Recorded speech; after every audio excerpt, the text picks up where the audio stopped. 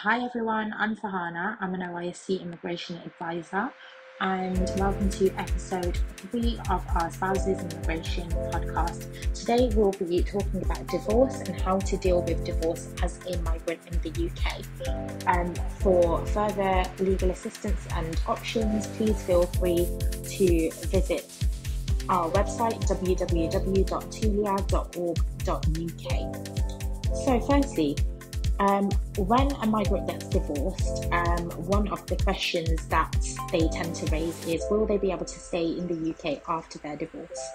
So usually, if for example you're on a spouse or a dependent visa, you are required to tell the Home Office when you divorce or separate from your partner, and that's if your visa is based on your relationship. You must either, at that point, apply to stay in the UK or make arrangements to leave the UK.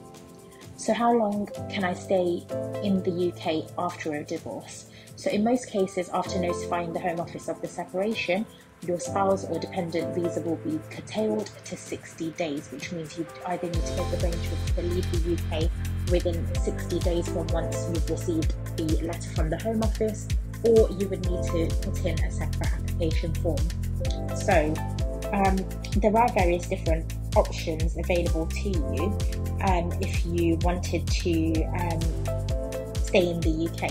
For example, you could apply as a skilled worker or under your own right, or you could apply as a parent of a British child.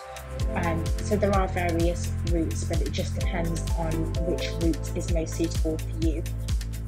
So what happens to the children after the divorce? So if there's children involved, you might decide between yourself and your former partner who wants to keep custody of the child and arrange for the other parent to have regular contact with that child. So another question that a lot of people tend to raise is, will they have to pay maintenance towards their former spouse? So when I say maintenance, I mean child maintenance is money to help pay for child's legal costs and living costs. So it's paid by the parent who doesn't usually live with the child to the person who has the most day-to-day care of that child. So that can either be the parent or the guardian. The main carer is usually a parent, but it can also be a child's grandparent or guardian.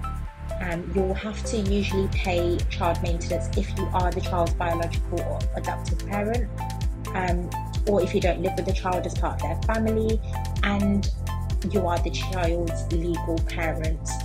The money is usually a regular payment towards the child's everyday living costs, and there's 3 ways in which you can arrange to pay child maintenance.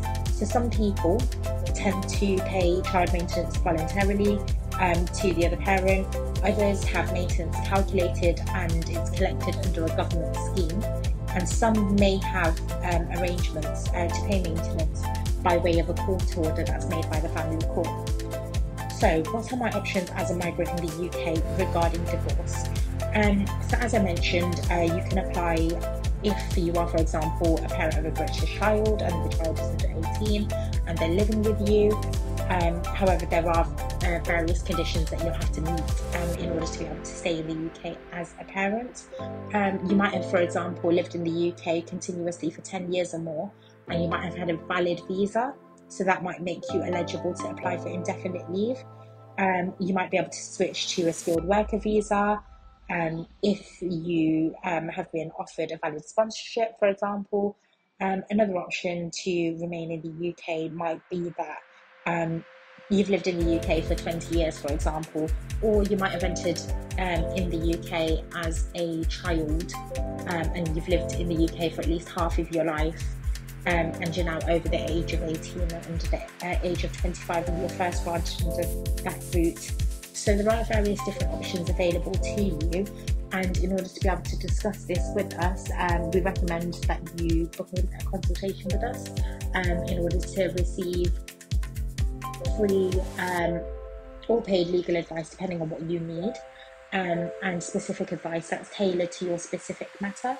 So our website is www.tulia.org.uk, and feel free to tune in to next week's podcast, which will be discussing sham marriages in the UK. Thank you so much for listening. Bye.